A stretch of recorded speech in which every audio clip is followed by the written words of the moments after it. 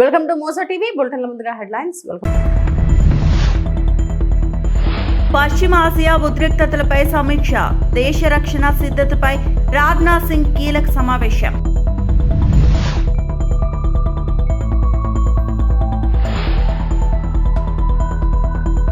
పోలవరం తగ్గింపుపై కేంద్రానికి మిథున్ రెడ్డి ప్రశ్నలు.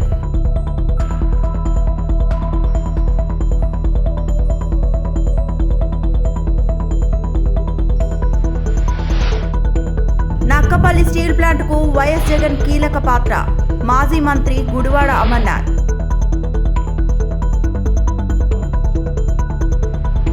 పశ్చిమాసియా ఉద్రిక్తుల నేపథ్యంలో మార్చి 24న రక్షణ మంత్రి రాజ్నాథ్ సింగ్ సమీక్ష సమావేశం నిర్వహించారు.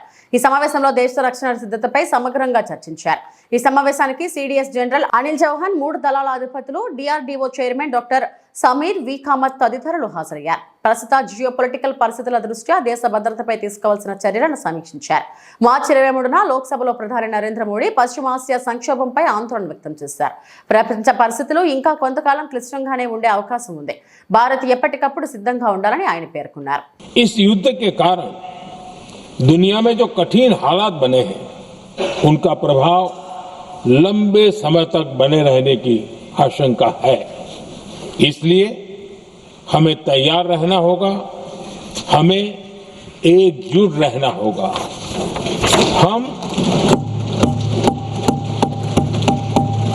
हम कोरोना के समय भी एकजुटता से ऐसी चुनौतियों का सामना कर चुके हैं. अब हमें फिर से उसी तरह तैयार रहने की आवश्यकता है.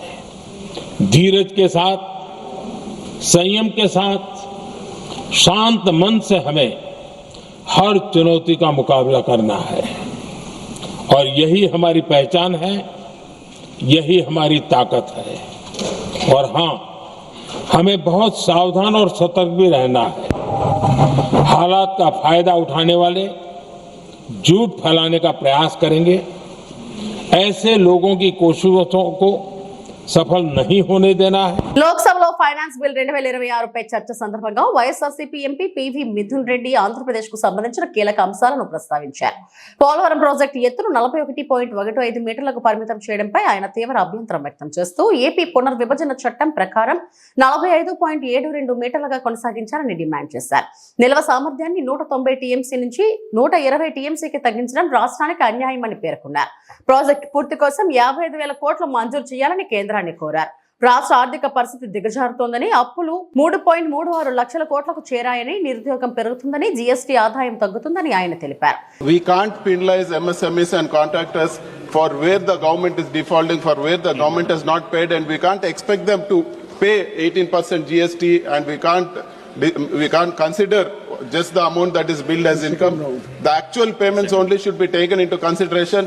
And I urge the government to take immediate steps, because 75% of the litigation the MSMEs are facing when they are dealing with the government is more or less in these circumstances. And once it is sorted out, almost all their issues with income tax or GST will be sorted out. Sir, and one more thing, in the budget document, if you go through the externally aided projects, in serial number 39, it says that the height of Polavaram project is pegged at 41.15 meters. So I would like to state that the height of Polavaram project originally envisaged is 45.72 meters, and the cost of completion of the project is 55,000 crores. In AP Reorganization Act, it is clearly stated, very clearly stated, that Polavaram is a national project. Government will execute the project, and the complete Polavaram project in its original state will be completed. But what is happening is, after the Act, AP Reorganization Act has been passed in this House, after it has been told that the whole Polavaram project will be completed, now it is not fair to reduce the capacity of Polavaram project from 45.72 meters to 41.15 meters. The capacity of Polavaram project also will be reduced from 190 TMC to 120 TMC. This is great injustice to our state. We demand that Polavaram project be constructed and the amount in full, 55,000 crore, be paid for a height of 45.72 meters, and anything short of that is great injustice to our state, sir. Sir, the debt of Andhra Pradesh for the past 2 years has crossed 3,36,000 crores. But if you see the debt of previous government under Sri Y.S. Jagannath Reddy, the 5-year debt was 3,32,000 crores. So this current government, the debt pattern is very alarming, and all the FRBM norms are being violated. So we urge the government to step in and make sure that Anakapalli జిల్లా నర్సీపట్నం పరిధిలోని నాతవరం మండలం గుమ్మిగొండ గ్రామంలో ఉచిత mega పశు వైద్య శిబిరం ఘనంగా ప్రారంభమైంది. ఈ శిబిరాన్ని రాష్ట్ర శాసనసభ స్పీకర్ చింతకాయల అయ్యన్న పాత్రుడు రిబ్బన్ కట్ చేసి ప్రారంభించారు. ఈ సందర్భంగా ఆయన మాట్లాడుతూ నియోజకవర్గంలో పాడి పశువులు అధికంగా ఉన్నందున ఈ శిబిరాన్ని ఏర్పాటు చేసినట్లు తెలిపారు. పాడి ఉత్పత్తిని పెంచడమే ఈ కార్యక్రమం లక్ష్యమని చెప్పారు. శిబిరంలో పశువులకు రక్త, మూత్ర, పేడ, గర్భపాల పరీక్షలు ఉచితంగా నిర్వహించి అవసరమైన మందులు అందిస్తున్నామని వెల్లడించారు. ఈ కార్యక్రమం చాలా ముఖ్యమైన కార్యక్రమం. ఒక 10 రోజుల క్రితం రమణ గారు నా దగ్గరకు వచ్చి ఇలాగ పశువుల కోసం ఒక కార్యక్రమం పెడదాం అనుకుంటున్నప్పుడు మరి ఎక్కడ ఏ ఊర్లో ఎక్కువ పాలు వస్తున్నాయని అడిగాను నేను. ఒక ఆవుని కానీ ఏదైనా కనిపిస్తేప్పుడు మనకు తెలియని జబ్బులు వస్తూ ఉంటాయి. మనం డాక్టర్లు కాదు, మనకు తెలియదు, కానీ రైతులు తెలిసిపోద్ది. ఆవును ఉదయం చూసిన వెంటనే అది నీరసంగా ఉందా లేదా, డల్లగా ఉందా, ఒకసారిగా లేదేంటి అంటే, ఒకసారిగా లేదంటే ఆవు ఎదగానే ఏదో ప్రాబ్లం ఉందని మనకు అర్థం అవుతుంది. దాంట్లో ఆయన చేశారంటే డాక్టర్ గారు డిపార్ట్మెంట్ డాక్టర్లు అందరూ వచ్చారు. తర్వాత మార్కెట్ చైర్మన్ గారు వచ్చారు. వాళ్ళందరూ కూర్చొని మాట్లాడిన తర్వాత మంచి మిషనరీ వచ్చింది. ఆ మిషన్ కూడా పశువుల కోసం కూడా వచ్చింది. ఇవాళ మీ పశువులు తీసుకొచ్చేందుకు టెస్టులు కూడా పెట్టించాను నేను. ఏంటి టెస్ట్లో బ్లడ్ టెస్ట్ చేస్తారు, ఆవు తాలూకు మూత్రం టెస్ట్ చేస్తారు. ఇక్కడ ఆవు పేడలో కూడా ఏ లోపం ఉందో తెలిసిపోద్ది. ఆ టెస్ట్ కూడా పెట్టాం. ఈవేళ ఇలాంటి మొత్తం చేయించండి. ఇక్కడ ఉంటారు, సాయంత్రం ఉంటారు. నేను చెప్పాను, ఉంచమని చెప్పాను. తనకి పాలు, ఆవు ఇచ్చే పాలు ఉంటాయి. ఆ పాలులో కూడా జెన్యూన్ పాలు ఉన్నాయా లేకపోతే ఏమైనా తేడా ఉందా ఆ గేదెలో లోపం వల్ల చెప్తే ఆవు పాలు కూడా టెస్ట్ చేసుకుని మిషన్ వచ్చింది, జెన్యూన్గా ఉందా లేదని. అంటే ఇవన్నీ టెస్టులు ఉన్నాయి కాబట్టి అవన్నీ ఫ్రీగా చేస్తున్నారు. ఇవాళ ఇప్పుడు నేను ఇక్కడ చేసే టెస్టులు కానీ మీరు బయటకు వెళ్ళి చేసుకుంటే ఒక్కో టెస్ట్కి 2,000 రూపాయలు అవుతుంది. 1,800 నుంచి 2,000 అవుతుంది మీరు కానీ బయటకు వెళ్ళి చేసుకుంటే. ఈవేళ పైసా ఖర్చు లేకుండా చేయమని చెప్పి ఇక్కడ ఏర్పాటు చేసాం. మరి దాన్ని ఉపయోగించుకోండి. ఆర్సెలార్ మిటాల్ స్టీల్ ప్లాంట్ నక్కపల్లి రావడానికి ప్రధాన కారణం వైఎస్ జగన్ అని వైఎస్ఆర్సీపీ మాజీ మంత్రి గుడివాడ అమర్నాథ్ అన్నారు. మంగళవారం ఆయన మీడియా సమావేశంలో మాట్లాడుతూ దావోస్ లో స్టీల్ ప్లాంట్ కోసం ఆదిత్య మిట్టల్లో అప్పటి సీఎం వైఎస్ జగన్ సంప్రదింపులు జరిపారన్నారు. గ్రీన్ కో ప్రాజెక్టు పాటు స్టీల్ ప్లాంట్ ను రాష్ట్రంలో పెట్టాలని వైఎస్ జగన్ కోరారు. 3 నుంచి 4,000 ఎకరాల భూమి కావాలని ఆదిత్య మిట్టల్ అడిగారు. వారి కోరిక మేరకు కాకినాడ మూలపేట నక్కపల్లి దగ్గర స్థలాలను చూపించడం జరిగిందని అమర్నాథ్ వివరించారు. దానికి ఆజ్యం పోసింది, పునాదులు వేసింది 2022వ సంవత్సరంలో అప్పటి ముఖ్యమంత్రిగా ఉన్నటువంటి వైఎస్ జగన్మోహన్ రెడ్డి గారు అనేటువంటి విషయాన్ని ఒకసారి ఈ సందర్భంగా గుర్తు చేసుకోమని చెప్పి కోరుతా ఉన్నా. విశాఖపట్నంలో ఉన్నటువంటి వారి ఎగ్జిస్టింగ్ ప్లాంట్ ఏదైతే ఎస్ఆర్ ప్లాంట్ని వారు టేక్ ఓవర్ చేసుకున్నారో దాని ఎక్స్పాన్షన్ కోసం 1,000 కోట్ల రూపాయలు, దాని ఎక్స్పాన్షన్ కోసం దావోస్లో జరిగినటువంటి వరల్డ్ ఎకనామిక్ ఫోరంలో గౌరవ ముఖ్యమంత్రిగా ఉన్నటువంటి ఆ రోజు జగన్మోహన్ రెడ్డి గారి నేతృత్వంలో ఆ సంస్థ చైర్మన్ అయినటువంటి లక్ష్మీ మిట్టల్ గారి కొడుకు ఆదిత్య మిట్టల్ గారితో సమావేశమై వారితో ఒప్పందం చేసుకుని దాంతోపాటు అత్యంత ప్రతిష్టాత్మకమైనటువంటి ప్రాజెక్ట్ అయినటువంటి గ్రీన్ కో కర్నూలులో చేపడుతున్నటువంటి పవర్ ప్రాజెక్ట్ ఏదైతే ఉందో దానికి సంబంధించినటువంటి దాంట్లో కూడా వారితో టైఅప్ అయ్యి దాని మీద ఒక 4,800 కోట్ల రూపాయలు అనేక సోషల్ మీడియా మాధ్యమాల్లో ఆ రోజు జరిగినటువంటి సమావేశం తాలూకా విజువల్స్ చూస్తున్నారు. వారితో కలిసి మాట్లాడినటువంటి ఆ ఫొటోస్ చూస్తున్నారు. అనేక జాతీయ మీడియాలో వచ్చినటువంటి ఆర్టికల్స్ చూస్తున్నారు. ఆర్సెల్ మిట్టల్ నిప్పాన్ స్టీల్కి సంబంధించినటువంటి మొట్టమొదటి పెట్టుబడి ఆ రోజు వైఎస్ జగన్మోహన్ రెడ్డి గారి ప్రభుత్వంలో జగన్మోహన్ రెడ్డి గారి తాలూకా సహకారంతో ఈ రాష్ట్రానికి వచ్చిందనేటువంటి విషయాన్ని ఈ సందర్భంగా తెలియజేస్తా ఉన్నా. మరి ఆ పెద్ద మనిషి మరి ఎలాగ మాట్లాడారో నిన్న మరి నాకైతే అర్థం కావట్లా. చెప్పనండి, ఈ 24 మాసాల్లో వారు అధికారంలోకి వచ్చిన తర్వాత కంపెనీల పేర్లు మాకు వద్దు, ఈ భూమి మీరే తీసుకోని చెప్పి వెనక్కి వెళ్ళిపోయినటువంటి కంపెనీల లిస్టు మీ ముందు పెడతా. ఎందుకు కోకోకోలా కంపెనీ అనకాపల్లి నుంచి ఎందుకు వెళ్ళిపోయింది? ఎవరు చేసినటువంటి తప్పిదాల వల్ల వెళ్ళిపోయింది? కర్నూలులోనేమో సోలార్ వాళ్ళని, కడపలోనేమో సిమెంట్ ఫ్యాక్టరీని, ఇక్కడేమో అనేక పరిశ్రమల్ని, శ్రీకాకుళంలోనేమో బియర్ ఫ్యాక్టరీని. ఇన్ని తప్పిదాలు చేస్తూ ఉన్నారు, ఇన్ని అరాచకాలు చేస్తూ ఉన్నారు. మీ రెడ్ బుక్ రాజ్యాంగాన్ని అమలు చేస్తూ ఉన్నారు. ఎప్పుడైతే రాష్ట్రంలో లా అండ్ ఆర్డర్ అనేటువంటి ప్రశాంతమైనటువంటి పరిస్థితుల్లో రాష్ట్రంలో లేవు, ప్రజాప్రతినిధుల వల్ల ఇక్కడ ఉన్నటువంటి రాష్ట్రంలో ఉన్నటువంటి అధికార పార్టీకి సంబంధించినటువంటి ప్రజాప్రతినిధుల వల్ల ఇబ్బందులు ఉన్నాయన్నటువంటి పరిస్థితి ఒక రాష్ట్రంలో వచ్చినప్పుడు పెట్టుబడులు ఎక్కడి నుంచి వస్తాయి? సో ఇవన్నీ పక్కన పెట్టి మళ్ళీ మా మీద తిరిగి నిన్నటి ఇంకా 2 సంవత్సరాలు అయిపోయి 2.5 సంవత్సరాలు అయిపోయింది, ఇంకా జగన్మోహన్ రెడ్డి గారు నిన్న మీరు ప్రారంభించినటువంటి ఆ శంకుస్థాపన చేసినటువంటి ఆ Nippon steel, Arcelor metal steel తీసుకొచ్చింది జగన్మోహన్ రెడ్డి గారు. తీసుకొని వస్తే మీరు పారిపోయినటువంటి కంపెనీల గురించి చెప్తున్నారు. మీ హాయంలో పారిపోయిన కంపెనీలు చెప్పండి, లిస్ట్ అంతా చెప్పండి, మేము చెప్తాం, సమాధానం చెప్పండి. గత 5-6 దశాబ్దాలుగా అనంతపురం జిల్లాకు విశేష సేవలు అందిస్తున్న ఆర్టీసీ సంస్థకు FCRA రెన్యువల్ చేయడంలో మంత్రి నారా లోకేష్ కీలక పాత్ర పోషించారని అనంతపురం అర్బన్ ఎమ్మెల్యే దగ్గుబాటి ప్రసాద్ తెలిపారు. ఇవాళ ఆర్టీకి FCRA రెన్యువల్ కావడంపై ఆయన హర్షం వ్యక్తం చేశారు. తన కార్యాలయంలో మీడియాతో మాట్లాడుతూ గత వైసీపీ ప్రభుత్వ హయాంలో నుంచే ఆర్టీడీకి నిధులు రాకుండా ఆగిపోయే పరిస్థితి ఏర్పడిందన్నారు. కానీ వారు ఏ రోజు దీని గురించి పట్టించుకోలేదన్నారు. ఈ 20 నెలల కాలంలో జిల్లా ఎమ్మెల్యేలు, రాష్ట్రంలో ఎంపీలు ప్రత్యేకంగా చొరవ తీసుకుని కేంద్ర ప్రభుత్వంతో మాట్లాడారన్నారు. ఇటీవల జిల్లాకు వచ్చిన సమయంలో మంత్రి నారా లోకేష్ ప్రత్యేకంగా ఒక హామీ ఇచ్చారని, ఇచ్చిన హామీ మేరకు ప్రధానమంత్రి నరేంద్ర మోడీ, హోంమంత్రి అమిత్ షాతో మాట్లాడి ఆర్డీటీకి FCRA రెన్యువల్ చేయించారన్నారు. మరో 5 ఏళ్ల పాటు విదేశీ నిధులు రావడానికి ఎలాంటి ఆటంకాలు ఉండవన్నారు. ఆర్డీటీ సేవలు యథావిధంగా కొనసాగుతాయన్నారు. వైసీపీ నేతలు కేవలం జిల్లాలో పాదయాత్రలను, నిరసనలు అంటూ షో చేశారే కానీ ఆ సంస్థ కోసం చిత్తశుద్ధితో పనిచేస్తుంది మా పార్టీ ఎమ్మెల్యేలు, ఎంపీలు, మరి ముఖ్యంగా ముఖ్యమంత్రి చంద్రబాబు, మంత్రి నారా లోకేష్ అని ఎమ్మెల్యే దగ్గుబాటి స్పష్టం చేశారు. మా యువ నాయకుడు అనంతపురం జిల్లాలో యువగలం పాదయాత్రలో భాగంగా అనంతపురం జిల్లాకి రావడం, అక్కడ మ్యాంచోఫెరర్ గారు FCRA రెన్యువల్ గురించి అడగడం, దానికి ఆ రోజు మా యువ నాయకుడు యువగలం పాదయాత్రతో భాగంగా మాట ఇవ్వడం, ఈరోజు రెన్యువల్ చేయించడం.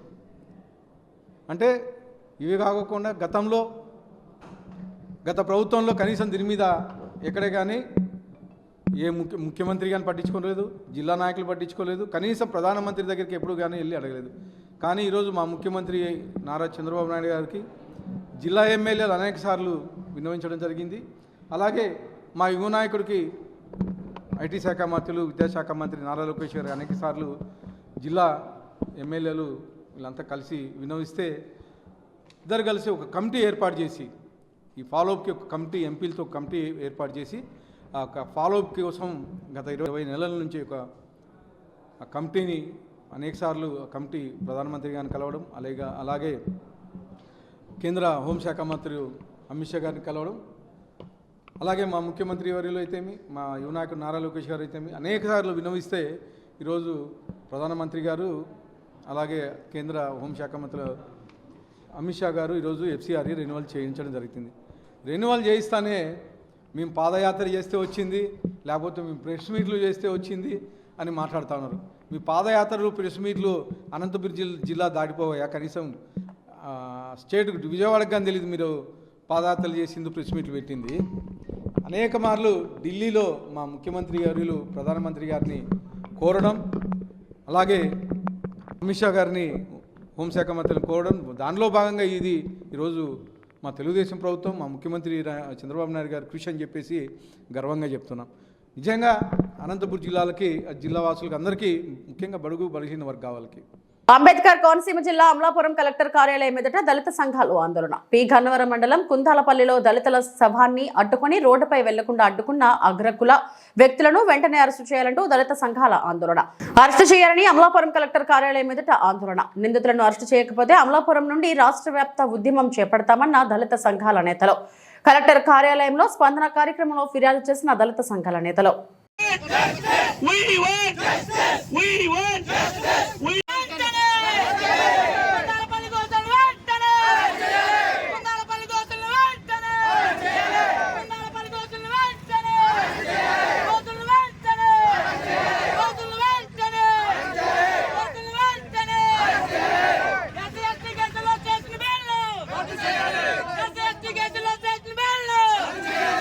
ఈ నెల 16వ తేదీన గన్నవరం మండలం కుందాలపల్లిలో దళిత సామాజిక వర్గానికి సంబంధించినటువంటి వ్యక్తి చనిపోయాడు.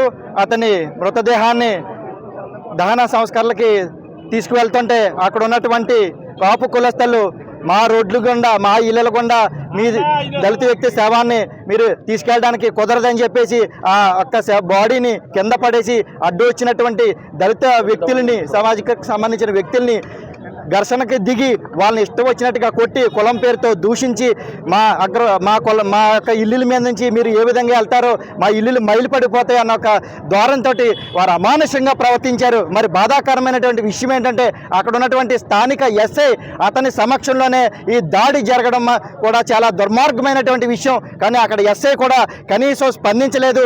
మరి 16వ తేదీన రాత్రి కంప్లైంట్ ఇస్తే పోలీసులు పట్టించుకోలేదు. 19వ తారీఖున కంప్లైంట్ రిసీవ్ చేసుకున్నట్టుగా ఎఫ్ఐఆర్ ఇచ్చారు. అది కూడా తీవ్రంగా ఉద్యమం చేస్తే దళిత సంఘాలన్నీ కూడా అప్పుడే కేసును రిజిస్టర్ చేశారు. తర్వాత కనీసం అక్కడ ఉన్నటువంటి డిఎస్పీ SC/ST కేసులో సంబంధించినటువంటి డిఎస్పీ అక్కడికి విచారణకు రాలేదు. కనీసం స్టేట్మెంట్లు రికార్డు కూడా చేయలేదు. మరి స్థానిక ఎమ్మెల్యే దృష్టికి కూడా తీసుకెళ్లారు గ్రామ ప్రజలు. కనీసం ఎమ్మెల్యే గారు కూడా ఒక రిజర్వ్డ్ స్థానంలో నెగ్గినటువంటి ఎమ్మెల్యే కూడా ఒక వర్గానికే కాపు సామాజిక వర్గానికే కొమ్ము కాస్తూ ఆయన ఏకపక్షంగా వ్యవహరించి కనీసం ఎఫ్ఐఆర్ కూడా నమోదు చేయకుండా చాలా నిర్లక్ష్యం వహించాడు. మరి గడిచిన వారం రోజులుగా అనేక రూపాలుగా ఉద్యమాలు జరుగుతున్నా కూడా ఎవరైతే ఉన్నారో వ్యక్తులు ఇప్పటి వరకు కూడా కనీసం అరెస్ట్ చేయకుండా రిమాండ్కి పంపించకుండా పోలీసులు ఏకపక్షంగా వ్యవహరిస్తున్నారు. మరి SC అట్రాసిటీ కేసులో అక్కడ కలెక్టర్ కానీ ఎస్పీ కానీ బాధితుల దగ్గరికి వచ్చి పరామర్శించి అక్కడ ఉన్నటువంటి ఇష్యూని పరిష్కరించాలి. కానీ ఇక్కడ ఉన్నటువంటి ఎస్పీ కలెక్టర్ కనీసం బాధితుల దగ్గరికి రాలేదు. మరి ఈ రోజుకి కూడా ఎవరిని అరెస్ట్ చేయకుండా ఏకపక్షంగా వ్యవహరిస్తున్నారు. మరి ఈరోజు దానిలో భాగంగానే చెలో కలెక్టరేట్ని పిలిపివ్వడం జరిగింది. తక్షణం ప్రభుత్వాన్ని పోలీసుల్ని మేము ఒకటే డిమాండ్ చేస్తున్నాం, హెచ్చరిక చేస్తున్నాం.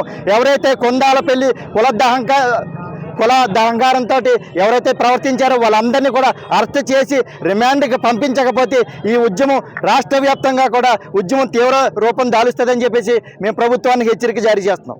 గత ఎన్నికల్లో ఇచ్చిన హామీల్లో భాగంగా గ్రామంలో 3 సెంట్లు, పట్టణాల్లో 2 సెంట్లు అర్హులైన పేదలకు ఇళ్ల స్థలాలను కేటాయించి ప్రభుత్వమే ఇళ్లు నిర్మించి ఇవ్వాలని డిమాండ్ చేస్తూ శ్రీకాళహస్తిలోని MRO కార్యాలయం వద్ద శ్రీకాళహస్తి CI పట్టణ కార్యదర్శి గోపి ఆధ్వర్యంలో CPI నాయకులు నిరసన దీక్షలు చేపట్టారు.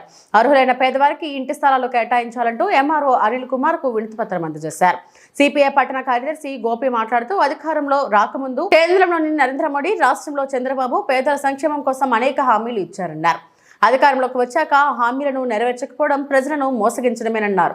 ఇప్పటికైనా నివాస స్థలాల కోసం నిరుపేదలు చాలా ఇబ్బందులు పడుతున్నారని, ఇచ్చిన హామీ మేరకు ఇంటి స్థలాలను కేటాయించాలన్నారు.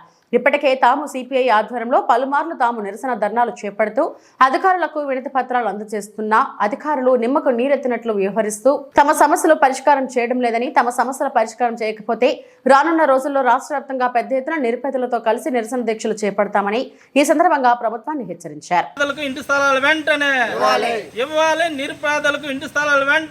కూటమి ప్రభుత్వం ఇచ్చిన హామీలను వెంటనే అమలు చేయాలి. కూటమి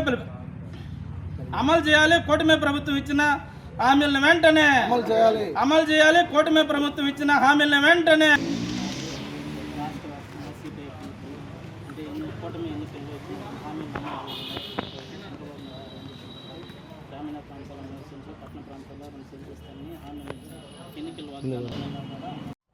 రాష్ట్ర కమిటీ పిలుపు మేరకు భారత కమ్యూనిస్ట్ పార్టీ CPI రాష్ట్ర వ్యాప్తంగా జిల్లా ఆఫీసుల దగ్గర మండల కేంద్రాలలో ధర్నా నిరసన జరుగుతూ ఉంది.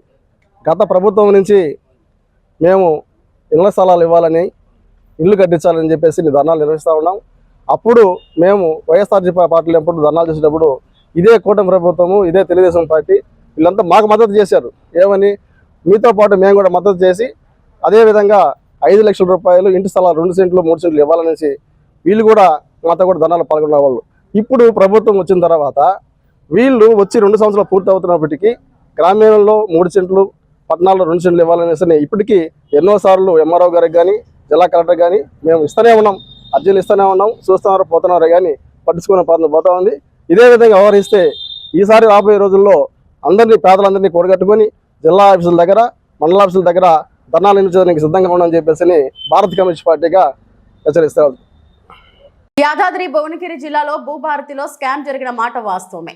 అసెంబ్లీ సాక్షిగా ఒప్పుకున్న మంత్రి పొంగులేటి దీనిపై కమిటీ వేశాం. ఈ అవినీతి చేస్తున్న 3-4 మీ సేవా నిర్వాహకులను అరెస్టు చేశాం. ఈ అవినీతిలో అధికారులు ఎంతటి వారైనా అరెస్టు చేస్తాం. డబ్బులు వాళ్ళ దగ్గర నుండే రికవరీ చేస్తాం. మంత్రి పొంగులేటి శ్రీనివాసరెడ్డి. ఇక వారు చెప్పినట్లు ఏదైతే ఫీజులకు సంబంధించిన అంశంలో నిజం అధ్యక్ష, భువనగిరి లాంటి ఒక 4-5 జిల్లాల్లో 3.99 కోట్ల రూపాయలు మీ సేవకు సంబంధించిన వాళ్ళు కొల్యూడై దాన్ని కొల్లగొట్టిన మాట వాస్తవం. దీన్ని రైతుల దగ్గర నుంచి 1 రూపాయి రికవరీ చేసే ఉద్దేశం లేదు అధ్యక్ష. ఎవరైతే తప్పు చేశారో ఆ తప్పు చేసిన వారు మీ సేవ వారా అధికారులు అన్నది ఇప్పటికే ఒక ఉన్నత స్థాయి కమిటీ చేశాం. ఆల్రెడీ ఫస్ట్ ప్రైమరీ రిపోర్ట్ వచ్చింది, ఫైనల్ రిపోర్ట్ కూడా షార్ట్లీ రాబోతుంది అధ్యక్ష. తప్పు ఎవరైతే చేశారో ఆల్రెడీ దానికి సంబంధించి మీ సేవకు సంబంధించిన వాళ్ళని ఇప్పటికే 4-5 అరెస్ట్ చేయడం జరిగింది. అధికారులకు తప్పు చేసింది రుజువు కావడంతోనే అధికారులు ఎంత పెద్దవారైనా, అది CCLIలో ఉన్నా MRO ఆఫీసులున్నా ప్రభుత్వం అటువంటి వారిని ఉపేక్షించదు. ప్రజలకి కానీ రైతులకి కానీ అదనంగా 1 రూపాయి కూడా వారి దగ్గర నుంచి వసూలు చేయకుండా ప్రభుత్వ సొమ్ము ఎవరైతే కొల్లగొట్టారో వారి దగ్గర నుంచే రికవరీ చేయడం జరుగుద్దని తమరి ద్వారా గౌరవ సభ్యులకు తెలియదు. విజయనగరం జిల్లా బాడంగి కేంద్రంలో వైసీపీ కార్యాలయంలో నేడు నిర్వహించిన మీడియా సమావేశంలో నియోజకవర్గ యువజన విభాగ అధ్యక్షులు బేతంపల్లి శంకర్రావు మాట్లాడుతూ కూటమి ప్రభుత్వం వచ్చిన తర్వాత పలుకుతూ యువతలని మోసం చేస్తున్నారని, యువతకు నిరుద్యోగ వృత్తి ఇవ్వకుండా తప్పించుకుంటున్నారని అన్నారు. వైసీపీ ప్రభుత్వంలో జాబ్ క్యాలెండర్లు ఇవ్వకుండా సచివాలయ ఉద్యోగాలు 1,35,000 ఇచ్చారు, అవి మీకు కనపడం లేదా అని శంకర్రావు మీడియా సమావేశంలో చెప్పడం జరిగింది. ఎందుకంటే సూపర్ 6 అయినా జాబ్ క్యాలెండర్ అయినా పబ్లిసిటీ కోసమే తప్పించి నిరుద్యోగులకు కానీ యువతకు కానీ వాళ్ళు ఈ జాబ్ క్యాలెండర్ ద్వారా చేసేది కానీ ఒరిగేది కానీ ఏమి లేదని ఈ రాష్ట్ర ప్రజలు కానీ రాష్ట్ర యువత కానీ రాష్ట్ర నిరుద్యోగులు అందరూ కూడా తెలుసుకోవాలని ఈరోజు ఈ ప్రెస్ మీట్ పెట్టడం జరిగిందండి. జాబ్ క్యాలెండర్ రిలీజ్ చేసిన వెంటనే ఏదో అపాయింట్మెంట్ లెటర్ చేతికి ఇచ్చి ఆర్డర్లు ఇచ్చి జాబ్ ఇచ్చినట్టు 10,060 ఉద్యోగాలకి జాబ్ క్యాలెండర్ ఇచ్చి అది కూడా ఒకసారి కాకుండా 4 విడతల్లో చేస్తామని చెప్పేసి 10,060 ఉద్యోగాలు చెప్పేసి దానికి వెంటనే అపాయింట్మెంట్ ఆర్డర్ ఇచ్చినట్టుగా పబ్లిసిటీ పేపర్లో వేసుకోవడం తప్పించి ఇటువంటి దీనివల్ల నిరుద్యోగులకి కడుపు మంట కానీ ఆకలి కానీ తీరదు, ఎటువంటి ఆర్థికంగా వాళ్ళు డెవలప్ అవ్వాలనే విషయం కూడా ఈ రాష్ట్ర ప్రజలు యువత కూడా గమనించాలని కోరుకుంటున్నాం. చంద్రబాబుకి ఉద్యోగాలు ఇవ్వడం కన్నా ఆ పేరుతో పెద్ద హెడ్లైన్తో హెడ్డింగ్లకి ప్రచారానికి మాత్రమే ఈ నిరుద్యోగులు వాడుకుంటుందని ఈ సందర్భంగా మేము తెలియజేసుకుంటున్నాం.